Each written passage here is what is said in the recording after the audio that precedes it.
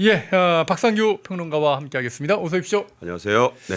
자, 오늘이 2026년 1월 9일 윤석열 전 대통령의 결심 공판이 지금 진행 중에 있습니다. 네. 오늘 이제 특검이 윤석열 대통령에 대해서 뭐 내란이다 그러면서 아마 구형을 할 것 같은데 지금 현재 윤석열 대통령의 변호인단이 최후 변론하고 있는데요. 오늘 이 변론이 한 9시간 정도 진행될 거다 뭐 그런 얘기가 나오면서 내일 새벽에나 최종 어떻게 보면은 변론이 끝나고 구형이 나오지 않겠냐 그런 얘기가 나오고 있는데 오늘 특검이 어떻게 구형할 거라고 보시는지요? 저는 네. 사형 구형을 할 것 같다. 왜 그러냐면 변호인단이 9시간 넘는 그 변론, 최후 변론을 준비했다는 것은 예. 모든 걸 다 지금 예상 시나리오에 넣고 있는 것입니다.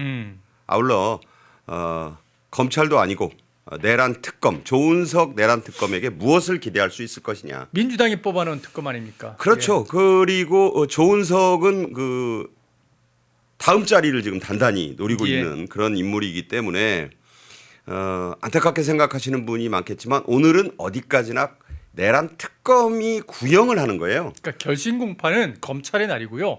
선고가 진짜 중요한 날입니다. 검찰도 아니고 특검입니다. 그렇죠. 특검이죠. 검찰이라면 저는 좀 다소 그 형량이 딱 사실 또 두 가지밖에 없어요. 예. 사형과 무기징역. 따라서 저는 이게 역사에 남는 구형이고 역사에 남는 공판이기 때문에 전혀 두렵거나 거리낄 것 없이 임해야 된다고 봅니다. 오히려 변호인단의 최후 변론에 이어서 만약에 윤석열 전 대통령에게 역시 또 최후 진술의 기회가 주어지겠다고 보는데 그 역시 역사에 남는 어떤 진술이 될 것이다라고 본다면은 내일 새벽에 나오는 결과에 너무 우리 보수 뭐 실망하시거나 그러면 안 됩니다. 전혀 위축되거나 실망하실 이유가 없다. 그래서 저는 중요한 것은 이제 다 아시다시피 이 직위원 부장판사에 의한 1심 선고입니다. 거기에서 이 내란몰이의 결과가 계엄은 맞지만 그것은 대통령의 통수권의 한 일환이기 때문에 그 자체를 내란과 등치시키는 것은 아니다라고 하면서 전부 무죄 혹은 일부 무죄가 내려지는 것이 이 관심의 초점이다. 사실 그럴 가능성도 충분히 있다. 그래서 지금 이재명 정권과 더불어민주당이 그 난리를 치면서 지금 뭐 여러 가지 입법을 통해 가지고 대법원을 압박하고 또 법 왜곡죄, 뭐 모독죄 해가면서 또 내란 특별재판부를 이미 법을 누더기지만 통과를 시켜가지고 판사회의에 그 지금 그 가동을 했지 않습니까? 모든 것은 그 재판에 또 달려 있다. 물론 그것이 끝도 아니에요. 2심, 3심으로 가게 되는데 설사 항소심에서 내란 재판부가 구성이 된다 하더라도 더불어민주당이 원래 기획했던 그런 내란 특별재판부는 아닙니다. 그러니까 차분하게 이 법리와 원칙에 따라서 기다리면 될 일이다. 금요일 밤이나 혹은 토요일 새벽에 너무 우리 보수 시청자분들 경로하실 것도 없고 실망하실 것도 없다. 저는 좀 더 안 좋은 쪽의 생각은 들고 있습니다. 지금 절대로 실망하지 말라고 그렇게 말씀을 해주셨는데 어떻게 하든지 이 보수 진영을 흔들어 갖고 실망하고 낙담하게 그렇게 만들려고 하는 게 또 이 좌파 진영 아니겠습니까? 그러니까 반 대한민국 세력들 아니겠습니까? 민주당 정청래 사형을 믿는다. 참 아니 무슨 사형을 믿으면 사형이 쳐지는 겁니까? 말도 안 되는 저런 얘기하고 있고요. 뭐 아무 말 대잔치고요. 사실상 이 검찰에 대한 수사 가이드라인 제시이자 압박이에요. 압박이죠. 그 자체가 무조건 하라 이거죠. 그 정당의 이 대표가 특히 집권당의 내란몰이의 어떤 수괴라고 할 수 있지 않습니까? 라고 본다면 뭐 윤석열 전 대통령에게 한 번도 무슨 제대로 된 호칭을 안 쓰고 그냥 말끝마다 처음부터 끝까지 지금도 내란 수괴 하거든요. 그렇다면 정청래 역시 내란몰이의 수괴가 아니겠느냐. 아니, 그의 진짜 입에서 내란이 뭔데요? 대한민국을 멈춘 게 내란이면 민주당이 내란이지 않습니까? 어쨌든 그런 그 모든 흑백이 오늘 밤과 내일 새벽에 가려지는 예. 것은 아니다. 예. 다만 그 자세히 이제 그 내용이 나오겠습니다만 변호인단의 이 최후 진술, 최후 변론의 요지가 뭔가 예. 또 가장 역시 중요한 것은 구형 공판에 이어서 마지막으로 있게 되는 이 피고인 그러니까 예. 윤석열 전 대통령의 어떤 이야기 그러니까 본인이 아마 제일 잘 알고 있고 예. 본인이 이제 이 모든 재판을 결심 그러니까 마무리하는 이 자리에서 재판부에게 또 전 국민에게 아마 자세히 그 누구보다도 정확히 이 12.3 비상계엄의 실체 그리고 이것이 결코 내란이 아니었다는 점을 법리와 역사적 사실을 들어서 조목조목 설명하지 않을까 예. 저는 그렇게 봅니다. 아니 민주당은 뭐 특검 만들어서 어떻게든지 윤석열 대통령이나 국민의힘을 갖다가 몰아내야 된다고 생각을 하는데 그런데 말입니다. 아니 민노총이 또 나서가지고요. 민노총도 이런 얘기를 하고 있습니다. 내란 속에 윤석열에게 관용은 없다. 특검은 법정 최고형 사형을 구형하라. 아니 민노총은 그러니까 어떻게 생각하시나요? 그러니까 이 소위 좌파 진영은 이미 저렇게 가기로 다 합의를 마친 거예요. 예. 그러니까 저렇게 해서 검찰도 아닌 내란 특검 그렇지 않아도 추가 이미 상당히 기울어 있는 내란 특검을 향해서 못을 계속 치는 겁니다. 쐐기를 박는 거예요. 예. 그러니까 더불어민주당에서 쐐기를 박고 또 노조를 대표하는 좌파 노조를 대표하는 민노총이 쐐기를 박고 이미 앞서서 수많은 좌파 단체들도 못을 박았어요. 예. 그건 뭐냐? 그만큼 두렵다는 거죠. 네. 조은석 내란 특검이 혹시라도 뭐 무기징역 구형이 두 줄까 봐. 가지밖에 없어요. 예. 그러니까 뭐 무기징역이라도 내리게 되면 예. 이거 잘못하면 1심에 가서는 진짜 일부 무죄 전부 무죄 나오는 거 아니야? 어허. 라고 하는 두려움이 저들을 지금 휩싸고 있는 것 아니냐. 어허. 그래서 여기에 딱 적절한 속담이 하나 있어요. 겁먹은 개가 크게 짖는다. 어허. 네, 그렇게 생각합니다. 예. 자 윤석열 대통령과 관련된 지금 1심 결심 내용은요 속보가 들어오는 대로 여러분께 계속해서 좀 전해드리도록 하겠습니다. 자 지금부터는 좀 해외 소식들 외신 관련 내용들도 좀 전해드려야 될 것 같은데 트럼프 미국 대통령과 정말 진짜 각을 세우면서 마두로를 체포하다니 하면서 엄청나게 비판하고요. 그리고 그렇게 얘기했던 콜롬비아 이 페드로 대통령 어제 백악관에 전화를 걸어서 트럼프 미국 대통령과 전화 통화를 했다고 합니다. 원래 이분이 어떤 사람이냐? 트럼프가 베네수엘라의 다음 타겟은 콜롬비아다 이런 얘기를 하니까는 내가 원래 그 게릴라 출신인데 대통령이 되면서 총을 내려놨는데 총을 다시 잡겠다 막 그러면서 아주 강경 대응을 말했던 그런 사람이거든요. 그런데 그런 콜롬비아 대통령이 트럼프하고 전화 통화한 다음에 아주 고분고분해져가지고 이런 게시물을 자신의 SNS에 올렸다고 네. 합니다. 독수리는 미국의 상징이죠. 예. 특히 저 흰머리 예. 독수리가 미국의 대통령 문장이고 나라의 상징입니다. 예, 그 옆에 있는 게 이제 콜롬비아 표범이죠. 표범이죠. 예. 콜롬비아에 자생한다고 하는 콜롬비아 표범. 근데 이게 물론 AI로 만든 예, 합성 합성한 거죠. 영상이에요. 합성 사진입니다. 근데 그 저 표범 그 모습을 보십시오. 원래 그 독수리가 아무리 뭐 하늘의 제왕이라고 하지만 예. 표범도 또 이 치타 못지않게 빠르잖아요. 날래고. 예. 그런데 저것은 완전히 기대 가지고 고양이에요. 독수리에게 그냥 고양이가 화냅니다. 고양이도 아주 무서운 고양이 있잖아요. 그러니까 저거는 제발 한 번만 봐주세요. 예. 독수리 형님 예. 하는 그런 모습을 무슨 100마디 말보다도 더 간단하게 지금 보여준 것이다. 자, 구스타보 페트로. 예. 말씀하신 대로 콜롬비아 좌익 무장 게릴라의 조직원 출신입니다. 예. 어마어마하게 성공을 했죠. 안경을 끼고 뭐 지금은 대통령이라고 해서 그럴싸해 보이지만 그냥 좌파 게릴라 출신인 거예요. 예. 그런데 왜 그러면 콜롬비아의 이 페트로가 저렇게 전화를 먼저 걸었겠느냐? 이유는 간단합니다. 왜냐하면 지금 그 트럼프 델타 포스의 다음 타겟이 많아요.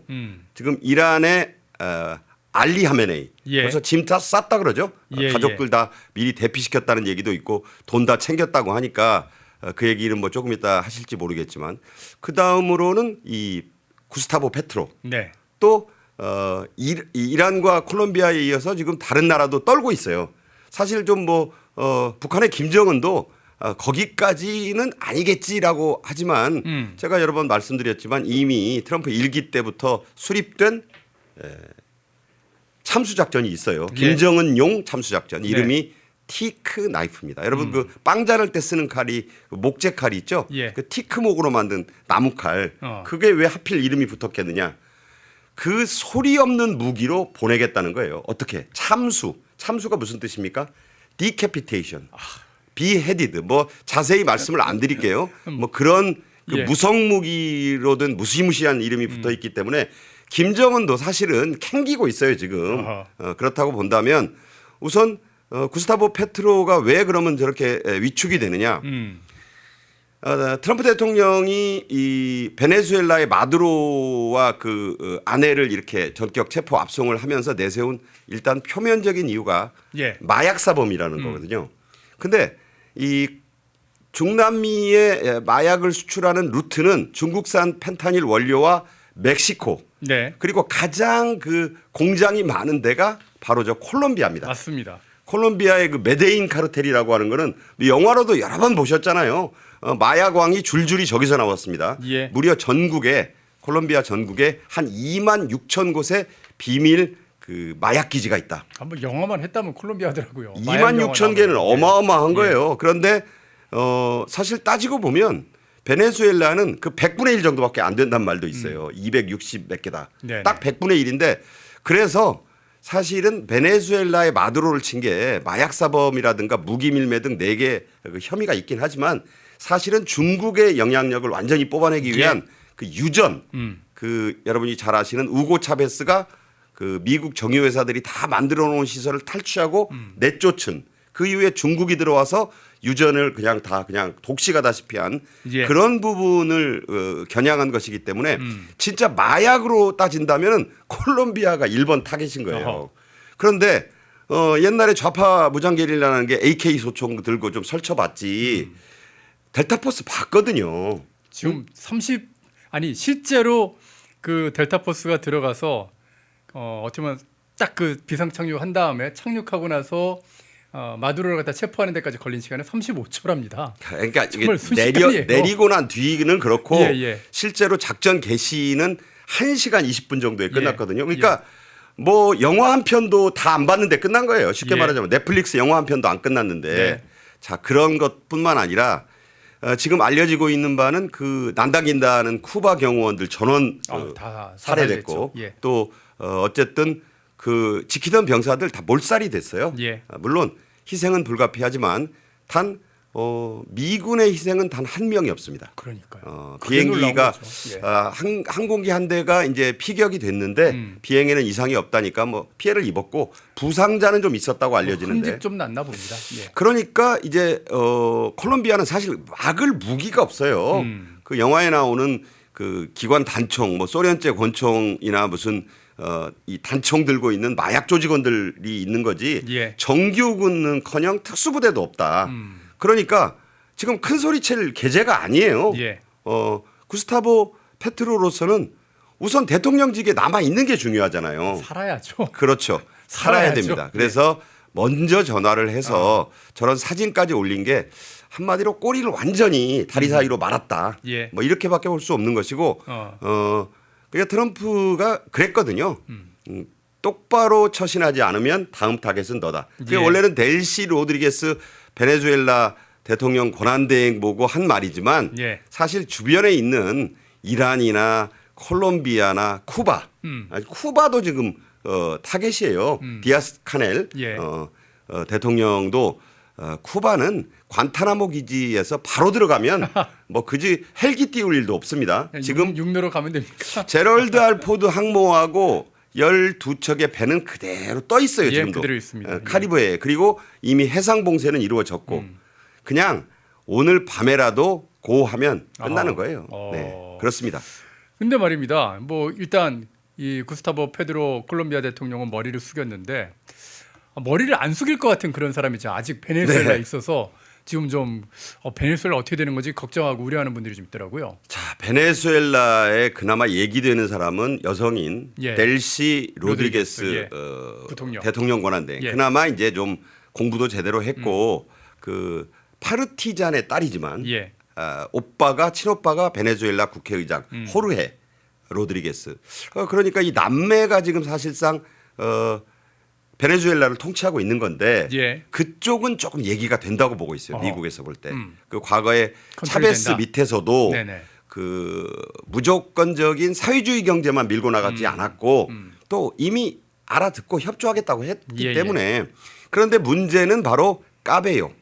스페인식으로 말하면 이 디오스타도 까베요라는 내무장관인데 예. 이게 내무장관인데 직책이 경찰, 내무행정, 공안, 검찰 기능까지 다 쥐고 있는 사실상 무시무시한 인물이에요. 요 사진 보시면 알겠지만 요게 사진이 여러분 그냥 뭐 이렇게 연출된 그런 사진이 아니라요. 생방송 중에 나와서 이렇게 한 거래요. 그러니까 12년 전부터 2014년에 베네수엘라 국영 TV를 통해서 예.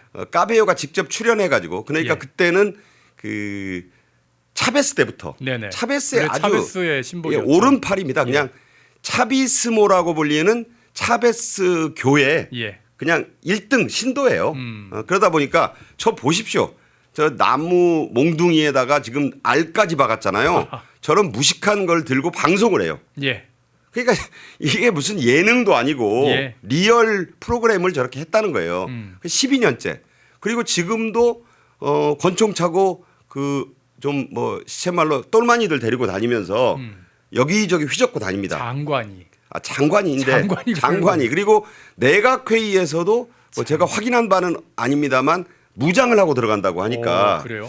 델시 로드리게스로서도 그렇고 어허. 또 미국으로서도 CIA도 신경이 쓰여요. 어허. 그러면 그까짓 거 제거하면 될 거 아니냐. 물론 어허. 제거는 아주 쉽습니다. 예. 그냥 타고 가던 차에다가 십자 드론에서 십자포 하나 던지면 끝나요. 그 이란의 그냥 타고 가다가 예. 2초 안에 끝나는 거 있어요. 예, 예. 그냥 창 뚫고 들어와 가지고 다 진 이겨버리잖아요. 근데 왜 그렇게 안 하느냐?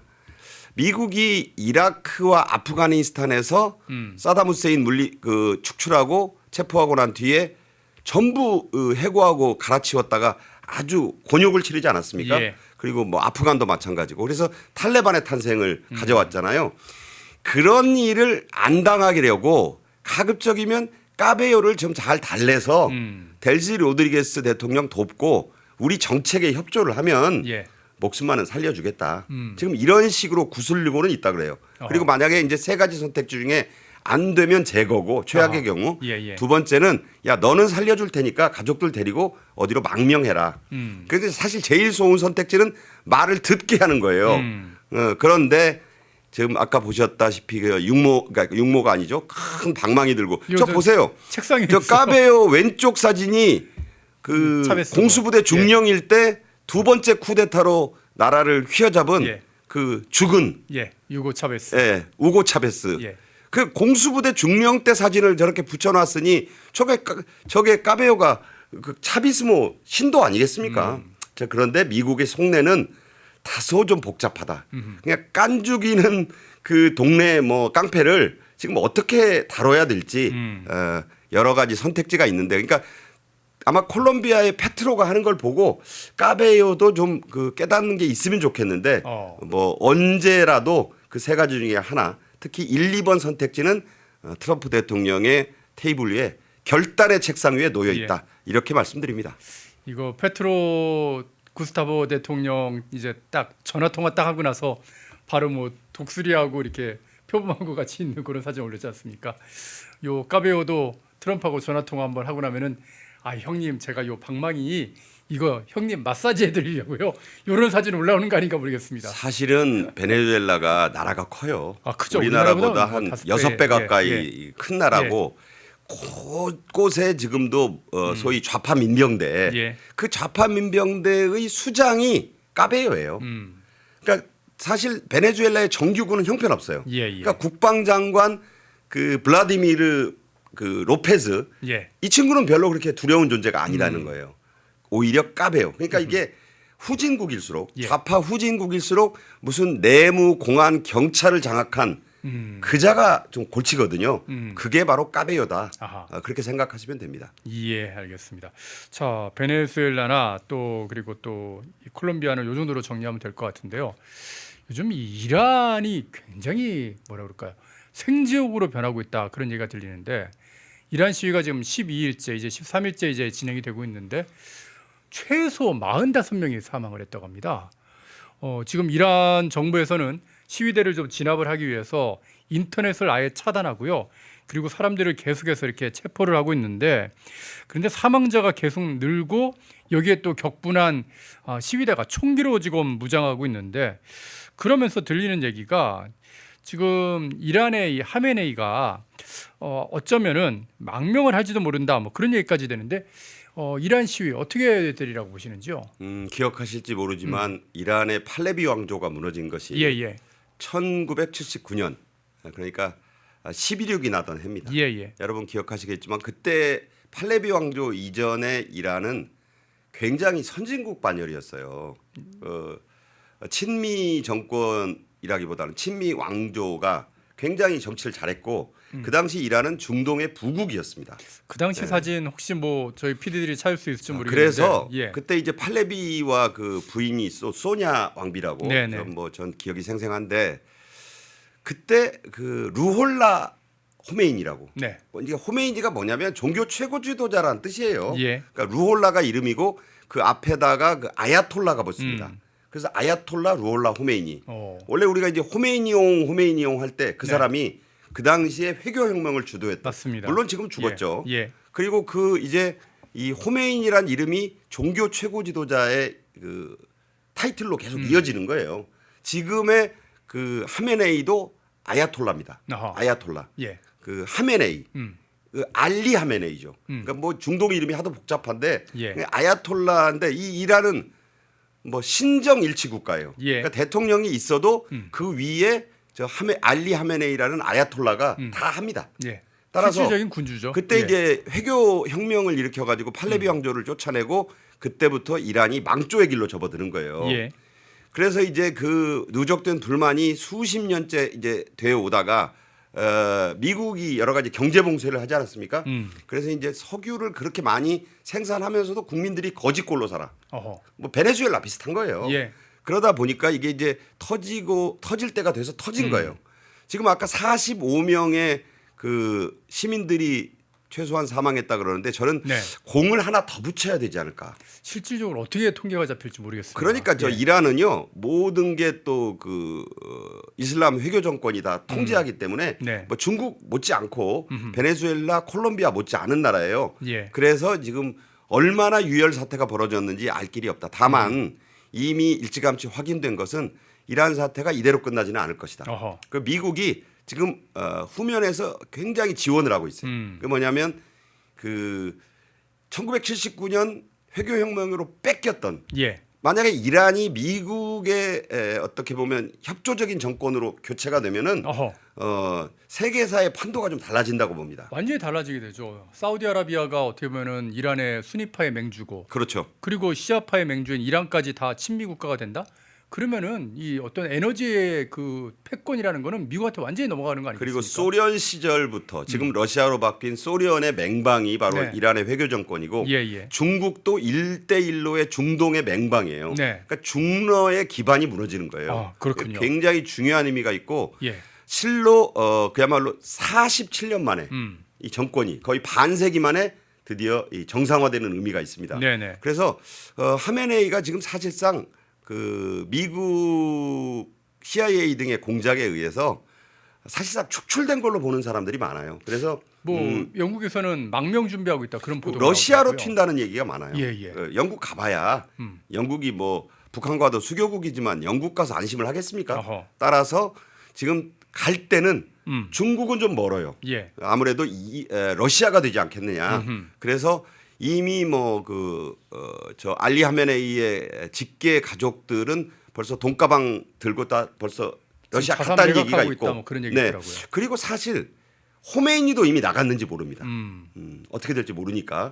그래서 아무튼 제가 보기에 이란 회교 정권의 붕괴는 지금 초읽기에 들어가 있다. 저는 그렇게 보고 있고 예. 실제로 그 팔레비 왕의 예.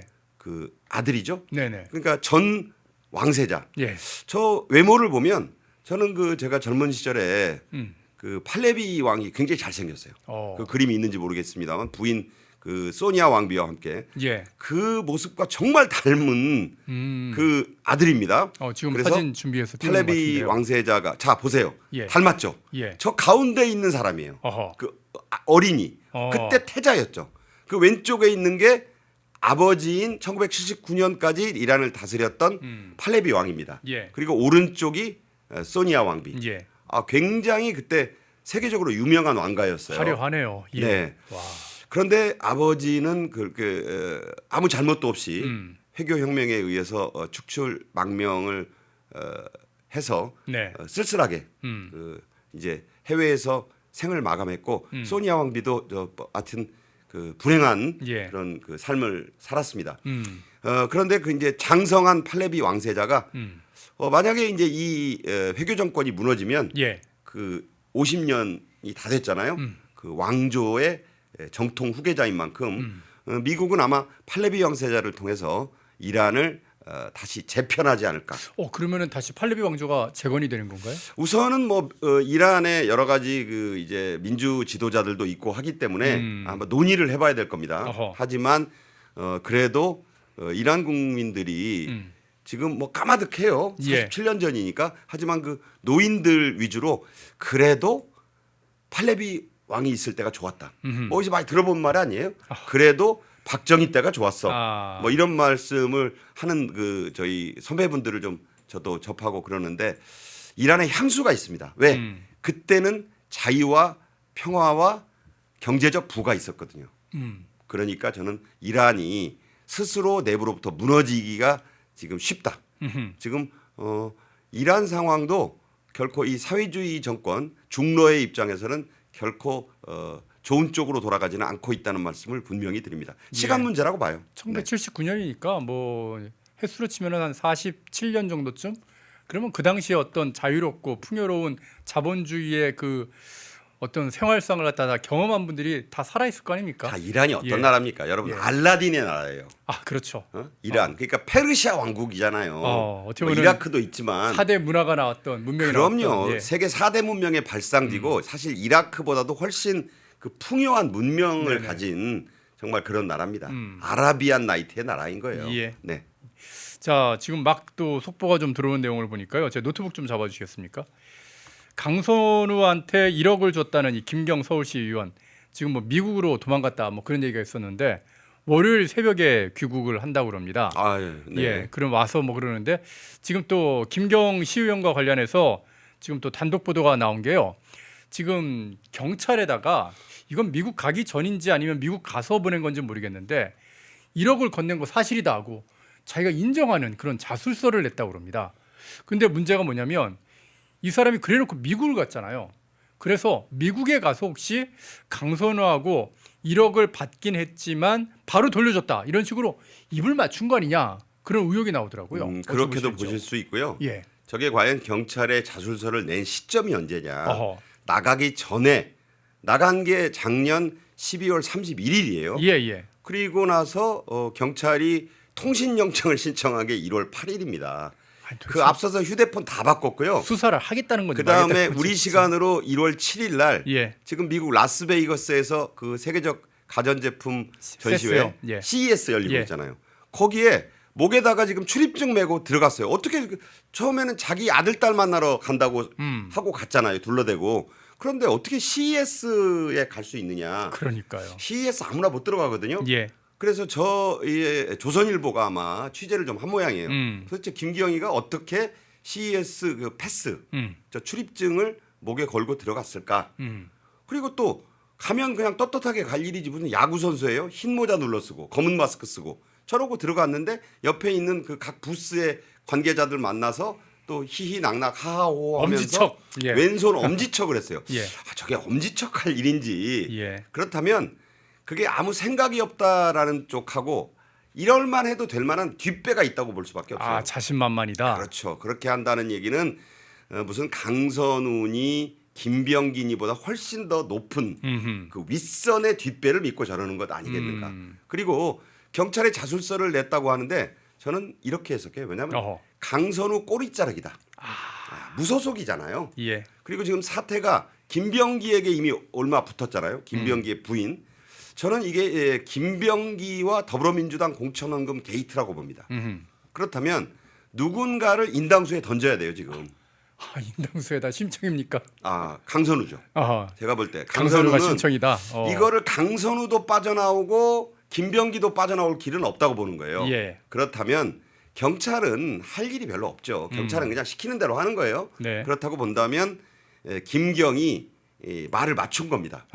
강선우한테 돈을 준 거를 인정한다는 얘기는 강선우 빠이빠이예요. 강선우는 이제 사법 처리가 될 게 자명해졌고 뭐 돌려주고 말고 없어요. 뇌물이라는 건 받아서 즉각 안 돌려주면 자 사관이 배상자 받았을 때 그때 바로 열어보고 사과 아니네요. 돌려줘야 돼요. 그러면 혐의가 없어요. 근데 사과 진짜 사과 맛있겠네요 하고 집에 몇 시간 놔뒀다 해명이 안 되는 거예요. 그게 뇌물죄입니다. 여러분 사과를 혹시 받으실 때 반드시 열어보셔야 돼요. 사과 아니면 바로 돌려줘야 된다. 선물 받았는데 박스 선물인데 법리가 내용을 그렇고 확인해야 된다. 법리가 그렇다는 거예요. 강선우는 무슨 엉뚱하고 죄 없다고 지금 주장하고 있는 보좌진 그 지역구 사무국장이 그걸 받아놨다가 뭐 돌려주라고 해서 돌려준 거를 뭐 그런 식으로 핑계를 댔잖아요. 그 사무국장 경찰 가서 나는 정말로 받은 적이 없다. 한번 수사해봐라. 자 이런 정도가 됐기 때문에 저 자술서 김경의 자술서가 경찰에 팩스로 왔든 뭐 제가 보기엔 팩스로 왔다고 봐요. 그렇다면 이제 일단 강선우를 자르는 선에서 이 사태를 좀 꼬리를 좀 잘라보자. 김병기는 왜 김병기가 황금폰을 들고 있다. 그 안에 모든 민주당의 그 통화 내역 이재명과 관련된 모든 의혹들이 다 그 정보가 들어 있으니까. 김병기는요. 일단 국정원 블랙의원 출신인데 별명이 이재명의 블랙의원이에요. 그리고 소위 친명 편에 서서 비명 행사 공천을 이끌었던 손에 피가 흥건했던 사람. 그렇죠. 적이 많습니다. 그리고 만약에 김병기와 그 아내는 또 다른 또 공천원금 비리가 있잖아요. 동작구에서 다 해먹었죠. 근데 만약에 김병기까지를 자르려고 하면 이건 좀 복잡합니다. 왜냐하면 이게 바로 김병기가 그냥 나 혼자 안 주고 김병기가 그러니까요. 한 말을 생각해 보세요. 탈당은 못한다. 제명을 해라. 이게 무슨 얘기냐. 나 혼자 안 죽는다는 거예요. 그러니까요. 할 수 있으면 해봐 이거죠. 그러니까 어쩌라고요 이거네요. 김현지가 전화해서 이제 여기까지 합시다라고 하더라도 그럼 제명을 시켜라라고 지금 일종의 개기고 있는 거예요. 그런데 만약에 김병기까지 야 병기야 너도 가야 되겠다라고 하면 김병기가 칼을 거꾸로 잡을 가능성이 있어요. 그러니까 우선 강선우부터 빠이빠이 하는 거예요. 강선우를 잘라내서 여론도 좀 무마하고 여론도 좀 달래면서 김병기는 뭉개려고 한다. 저는 일단 그렇게 봐요. 물론 그렇게 그 이재명 정권과 더불어민주당의 생각대로 될 리는 미지수입니다. 지금 국민들이 두 눈 부릅뜨고 지켜보고 있고 엄지척 사진 나왔고요. 제가 볼 때는 원래 1월 말쯤에 돌아온다고 하다가 빨리 오라고 경찰이 어떻게 보면 사정하니까 그럼 1월 중순쯤에 들어가 볼까 하다가 지금 최대현 앵커 말에 따르면 다음 주 월요일 날 온다잖아요. 그러니까 지금 그렇게 아줌마 거기 가가지고 무슨 CES 출입증 걸고 거기 가서 활보하고 횡행할 때가 아니에요. 쉽게 말했는데 저 또 아이디 패스 누가 끊어줬는지 발급해줬는지 저거 하루 만에 나오는 거 아닙니다. CES 저 출입증. 본인 얘기로는 저게 2달 전에 그러더라고요. 자 오세훈 서울시장이 그 관할하고 있는 서울관광재단이 발급해줬대요. 물론 서울시 재선 의원이니까 받을 수는 있다고 봅니다. 시의원이니까요. 그렇다면 왜 또 하필 오세훈 시장이 관할하는 서울시 관광재단이 재선 서울시 의원이 달래면 줘야 되는 건가? 이 부분도 석연치가 않아요. 사실은 이게 김경이 미국으로 가 있는데 말이 안 되는 거죠. 원래는 12월 29일 작년에 보도가 대대적으로 보도됐을 때 만약에 그게 국민의힘 인사였거나 윤석열 전 정부 인사 같으면 득달같이 출국 금지부터 했을 거예요. 자 원희룡 장관 무슨 이 국민의힘 사람들은 소환도 안 할 거면서 출금부터 때린 거예요. 예. 근데 왜 김경을 출금 안 시키고 이틀간 48시간 시간을 줘서 미국으로 사실상 도망가게 해줍니까? 이러니 경찰은 안 된다. 특검을 해야 된다는 얘기가 예. 나올 수밖에 없는데 아무튼 앞으로의 포인트는 강선우 선에서 지금 잘라보려고 하는 것 같은데 그러면 그 절대 안 꼬리가- 된다고 해야 되겠네요. 그 꼬리가 거기서 잘리겠느냐? 저는 여기에 방점을 찍습니다. 예. 계속 제가 지금 평론가님 말씀하시는 동안에 이제 뉴스를 이제 슬금슬금 보면서 속보가 좀 나오는 게 있는가 그랬는데 아직까지 계속해서 지금 변론을 하고 계신 것 같습니다. 하여튼 속보는 나오는 대로 제가 뉴스 중간에라도 여러분께 좀 말씀을 드리도록 하겠습니다. 박상규 평론가 말씀하시는 동안에 이나리님, 골드카운님 후원 감사드리겠고요. 그리고 원조TV님께서 후원해 주시면서 이재명도 재판하라 그러셨는데 이재명을 꼭 재판해야 된다는 것도 여러분 잊지 말아주시기를 부탁을 드리겠습니다. 역사의 시계는 예, 모래시계처럼 거꾸로 매달아도 갑니다. 그게 무슨 얘기냐면 예, 권력이라는 것은 화무시비롱이고 권불10년이란 말이 있어요. 그런데 흥선대원군의 권력이 10년밖에 못 갔어요. 하물며 예, 임기가 정해진 대통령은 임기가 끝나기 전에 레임덕이 옵니다. 재판은 언젠가는 시작이 됩니다. 네. 사실 제일 초조한 건 이재명 아니겠습니까? 저는 그렇게 생각을 해봅니다. 자, 박상규 평론가와 함께했습니다. 오늘도 말씀 잘 들었습니다. 감사합니다. 네. 펜앤마이크에서 추천하는 영상도 보고 가세요. 다른 영상도 즐기시려면 구독 버튼을 꼭 눌러주세요.